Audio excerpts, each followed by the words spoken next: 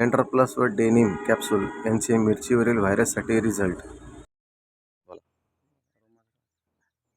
नमस्कार शेतकरी बंधू, माझं नाव बाबासाहेब ओंकार बनकर, राहणार बुटखेडा, तालुका जाफराबाद, जिल्हा जालना. तर आपल्या मिरचीवर आपण या सरांनी दिलेलं ते स्प्लेंडर प्लस याची फवारणी घेतली. ती कॅप्सूल होतं त्याच्यामध्ये.